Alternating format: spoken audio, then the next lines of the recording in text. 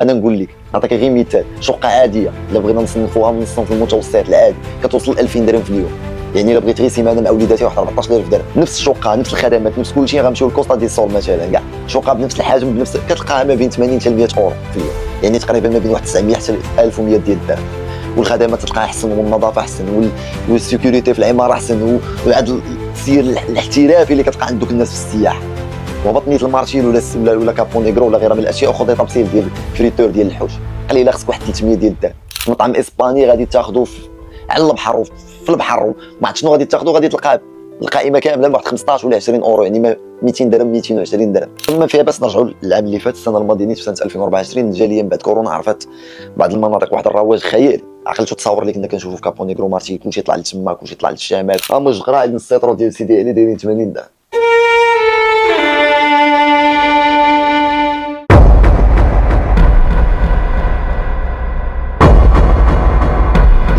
السياحه اللي غيترأسها السي عزيز اخنوش في هذه الحكومه وعمور اللي ما كيعرفوهاش المغاربه، فما بالكم لكم ان تتخيلوا ان وزيره السياحه اليوم ديال المغرب ازيد من تقريبا ندخلوا في 5 سنين هي باقي ما كيعرفوهاش المغاربه. والله الا 90% ديال المغاربه ما كيعرفوهاش، عرفوها نهار مشات هضرات على السياحه وكانت دارت في فيسبوك ديالها السياحه ومشات دارتها في الزنجبار هي والعائله ديالها. هذا كيبقى السوق ديالها والحريه ديالها، غير هو اخلاقيا احتراما لهاد المغاربه هاد البؤساء اللي هنايا وزيره السياحه خصها دوز السياحه ديالها في بلادها. ما غاديش نطول في هذا الموضوع باش نقول لك ان السياحه في المغرب ولات كطرح بزاف ديال علامات الاستفهام، خصوصا في هذا الصيف ديال 2025 اللي بين لينا واحد الواقع واحد اخر اللي كتعيشوا السياحه وكيعيشوا الجاليه المغربيه المقيمه بالخارج وحتى حنايا اللي كنعيشوا هنايا. رغم ان وزاره السياحه والحكومه برئاسه السي عزيز اخنوش كيقدموا لنا ارقام كيعتبروها مشجعه، بحال ملي كيقول لك استقبل المغرب اكثر من 17.4 مليون سائح ما بين غير يناير وابريل 2025 وجمع عائدات وصلت ل 34.4 مليار ديال الدرهم، الا ان هذا الواقع هذا ما كيكونش ميداني، حيت في الميدان كيعكس تماما هادشي اللي كيتقال. اول مؤشر هو الغياب ديال الجاليه، رغم ان وزاره الخارجيه دارت واحد البلاغ اليوم ولا البارح كتقول لك ان دخل ازيد من 1,500,000 مواطن مغربي مقيم على برا. هاد 1.5 مليون اللي قالت وزاره الخارجيه فين غيكونوا مشاو؟ غالبا حسب زعما الوجهات التقليديه اللي كيعرفوا المغاربه كاملين في غادي الشمال، من جيتي جاي من الشمال غادي السعيديه غادي الوادله وغادي كابو نيغرو غادي المارشيل. هذا هي الكلام اللي كيدور في الصيف كامل. اصيله كذلك طنجه وغيرها من المناطق. ولكن فاش كنشوفوا اليوم فيديوهات اللي غادي ندوزهم لك هنا فعلا خصنا نوقفوا وقفه صمت، لان المغاربه اللي كانوا في بعض المناطق اللي ذكرتهم كيخدموا غير في 3 شهور ديال الصيف اليوم هذا العام هذا ما غيخدموش، حيت المغاربه ولاو كيعرفوا انه كاينه وجهات بحال السعيديه واصيله وغيرها من الاشياء، كاينه اسبانيا وكاينه تركيا وكاين بزاف ديال المناطق. غادي ندوز لكم فيديوهات ديال السعيديه اللي هي السبب ديال النقاش ديالي ونرجعوا لكم. واش عمرها في هذا الوقت في السعيديه كانت هكا؟ الدعوه راه صعيبه. شوف والله ما كاين بنادم، والله ما كاين بنادم كيدور بنادم.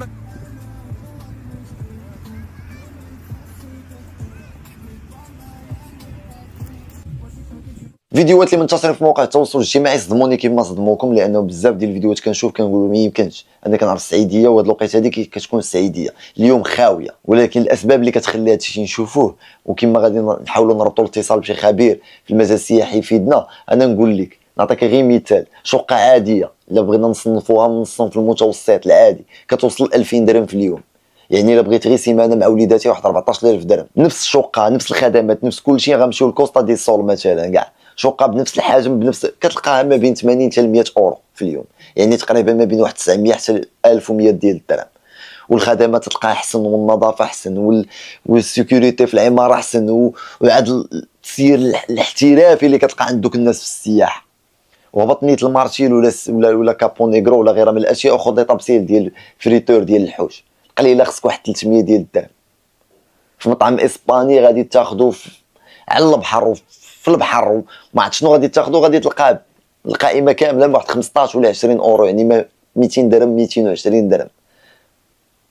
وما فيها باس نرجعوا للعام اللي فات السنه الماضيه نيت في سنه 2024 الجاليه من بعد كورونا عرفت بعض المناطق واحد الرواج خيالي. عقلتو التصاور اللي كنا كنشوفو في كابو نيغرو مارتي كلشي يطلع لتما كلشي يطلع للشمال كلشي يطلع لتما، الا انه كانت بزاف ديال الاستغلال ديال دوك الناس وداك الاستغلال الموسمي. مع العلم انه كاين الغياب ديال البنيه التحتيه لازدحام وزاره السياحه وعدت بواحد الاصلاحات كبيره في 2025. وشنو النتيجه؟ مدن خاويه والمهنيين كيتشكاو والناس ولاو كيهضروا على خيانه الفرصه الذهبيه. الا بغيت نعطيها شي عنوان، والذهب كاين في كلام المغاربه، لان كيف كيستغلونا داك الموسميه كيستغلونا الناس اخرين، لان هاد السياسات السياحيه مرتبطه مباشره بالسياسه الاقتصاديه. وملي كنشوفوا السياسه الاقتصاديه مرتبطه بعزيز اخنوس رئيس الحكومه، واللي يوميا ومع مرار ديال الوقت دائما متهم بتضارب المصالح، خصوصا ان الشركات ديالو نشيطه في المجال المرتبط بالبنيه التحتيه والنقل وحتى من العقارات السياحيه. كنعرفوا فيرمون ديال اكادير شكون مولاه، وكنعرفوا وهذا الشيء هو اللي كيزيد الحده من الانتقادات ديالنا، اننا نطرحوا مجموعه ديال التساؤلات. شنو بغيتوا عندنا؟ واش فعلا كتبازيو على السياحه ديال الاجانب؟ حنا نخرجوا في حالاتنا اليوم المغاربه باش تكونوا اكيدين لا شتيهم غادي مع وليداتهم لبرشلونه ولا غاديين لبورتو بانوس ولا غاديين مجموعه ديال الامور، كونوا متاكدين انهم فعلا ما عندوش الماده، راه ماشي لاباس عليهم. راه الدراسه اللي دارت سنه 2024 كتعكس الراي العام فعلا.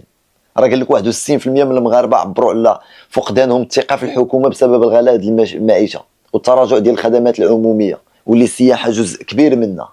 فين هي الوزيره هذه اليوم؟ غير فرصه عطاوها ليها ماشي حتى ديالها، خلات الناس كيباتوا عندها في الباب ديال الوزاره. اما واحد المكتب الوطني ديال السياحه غريب امره، مشى منه واحد السيد كان كيشتغل فيه، جابوا واحد السيد اخر فقير ولا ما عرفتش شنو الاسم ديالو.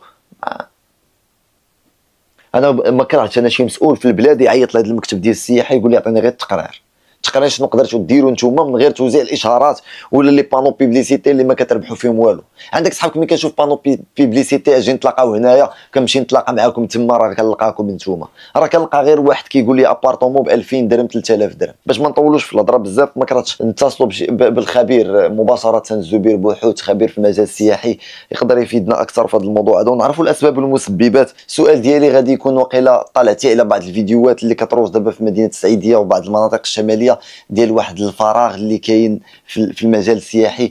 الاسباب والمسببات اللي كتخلينا نشوفوا هذا الشيء لاول مره واقيلا في السنوات الاخيره نعيشوا هذا الشيء هذا. اولا انا طلعت على الفيديوهات كما قلتي الاخ اشرف، الفيديوهات كترصد واحد الحاله ديال يعني جمود تقريبا، الناس ما كايناش.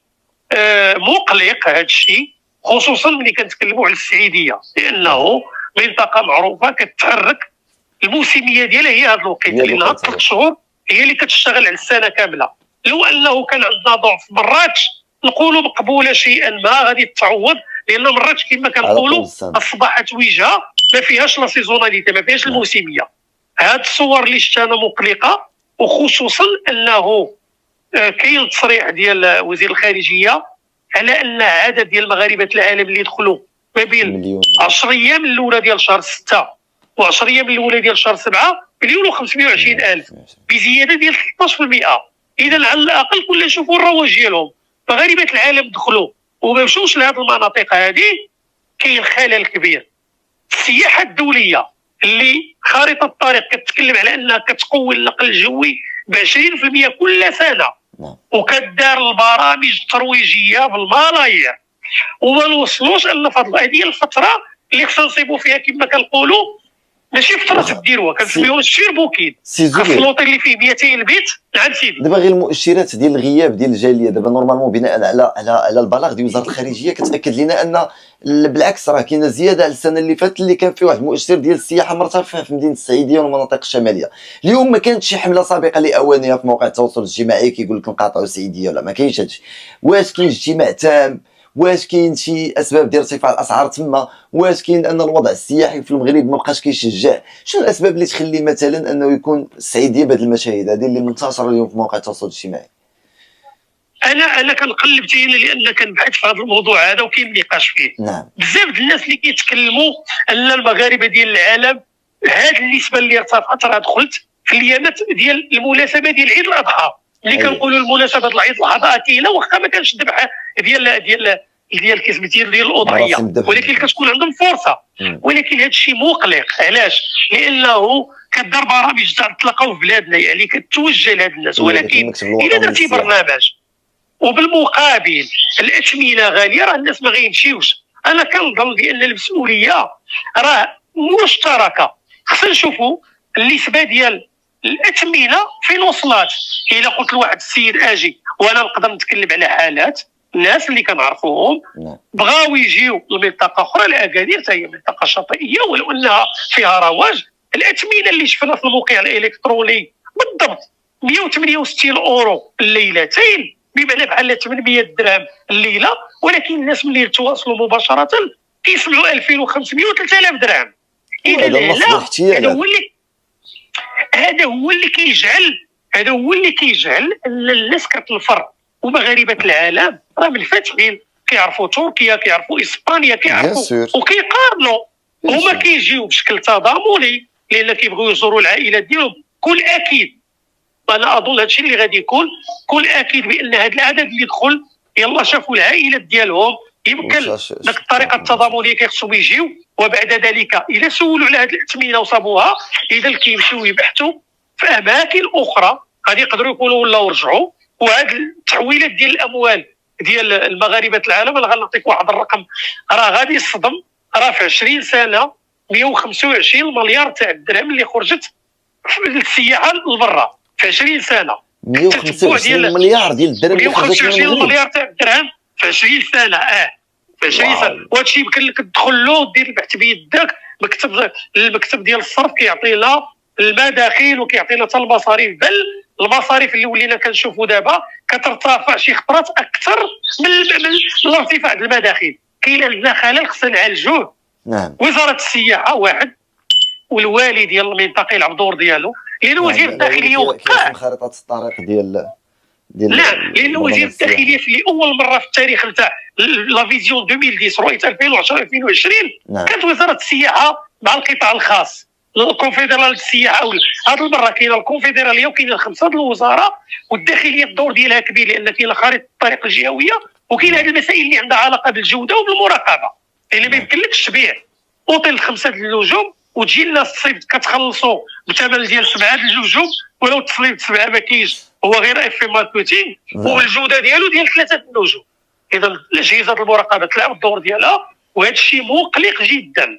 لان هذه المنطقه بالضبط راه كتشتغل في هاد 3 شهور، والا كان في هاد 3 شهور ما خدمتش، يعني انا خوفي على مناصب الشغل اللي تقدر تخسر، وعلى المداخل ديال العمله الصعبه وعلى السمعه نتاع البلاد. شكرا استاذ زبير بوحوت الخبير في المجال السياحي، شكرا لك على التوضيحات كامله. كنشكرك بزاف بدورنا، ونضرب لك موعد اخر ما كرهناش نشوفوك في الاستوديو نناقشوا في مواضيع اكثر، ولكن الا الظاهره كثرات ما كرهناش اننا نناقشوا هنا ونقلبوا على الحلول، ماشي غير مناقشه بطرح الاسئله والاجوبه. شكرا لك سي زبير. شكرا سيدي. شكرا. الموضوع باين واضح، السيد كيقول لك بانه فعلا الا كانت هذا الشيء، هذه المشاهد هذه استمرت حتى في شهر 8 وكذا، كنا كذا مدينه السعيديه مشات، لان على طيله السنه عندها ركود، كتخدم غير سياحيه. السعيديه شنو هي السعيديه؟ غير داك البحر وداك الجيت سكي وداك. تنظن انني قلت كل شيء في المقدمه، وزاد اختصر كل شيء السي زبير بوحوت خبير في المجال السياحي. خاص كل واحد يلعب الدور ديالو كما قلت. هذا المكتب الوطني للسياحه اللي درنا نعرفوا الدور ديالو الحقيقي، ما بقاش توزيع الاشهارات ونبانوا واعرين. وراه الميزانيه ديال توزيع الاشهارات راه كارثيه، ومازال غندخلوا لهذاك المكتب وغنشوفوها، تشوف العبث اللي كاين فيها. قدر الله ما شاء فعل، وتبارك الله عليكم الى حلقه مقبله.